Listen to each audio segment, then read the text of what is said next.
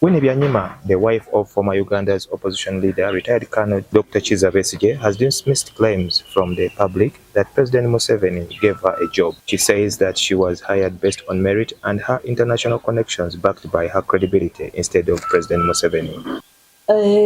Museveni helped you to get a job, therefore you must not comment on Museveni on that one. That's really, really ridiculous. Because on the one hand, Museveni didn't help me get a job. I applied and I was selected for a job. He is like other presidents who are usually asked to give a no objection. That doesn't mean that if he gives objection, they will refuse. No. America, Sweden, Uganda, Rwanda, a number of countries were asked, this is the person you have chosen. What do you think? You just say yes. You can't say no. So even if it was that, me, Winnie Byanyima, you do not buy me. Winnie Byanyima has been addressing journalists at her home in Kasangati. She has revealed that her exposure and career does not stop her from fighting for the freedom of Ugandans, including her husband, who is currently detained on remand in Luzira prison. No, I am in my job because I was put in the job because I was valued for who I am, what I bring, the perspectives I have, the networks I have, the skills I have.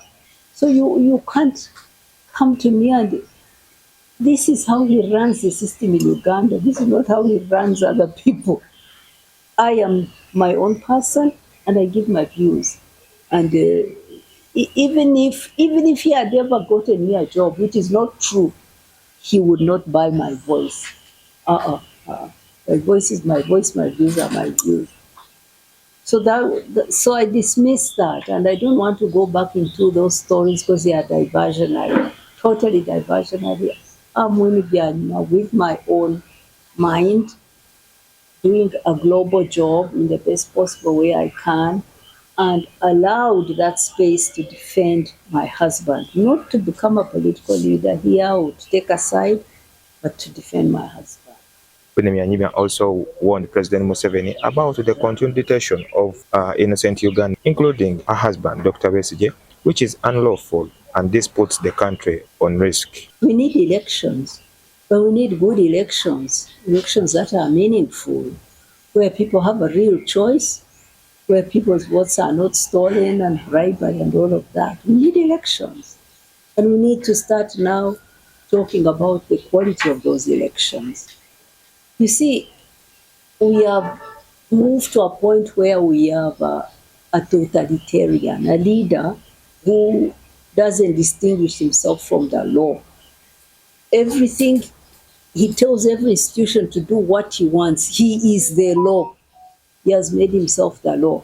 The Electoral Commission must deliver what he wants. Courts have to give him what he wants. Parliament must make the laws he wants. He's substituted himself for the law. When asked what to tell President Museveni if she got a chance to meet her, Winnie Byanyima says Museveni needs to address the country's transition, bringing on board all political players, reform the independence of the Electoral Commission, and appoint better competent army chief. Address the transition. We need a peaceful, transparent, inclusive transition from you. Set up a national dialogue. Let it be facilitated neutrally. Bring your friends like the Nyerere Foundation to come and moderate a discussion between all political forces about the transition from you.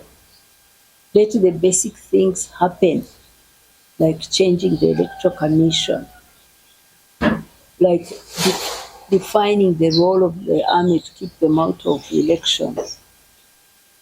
Retire your son from the army, take him and get him some care, and appoint somebody competent to take care of that very important institution.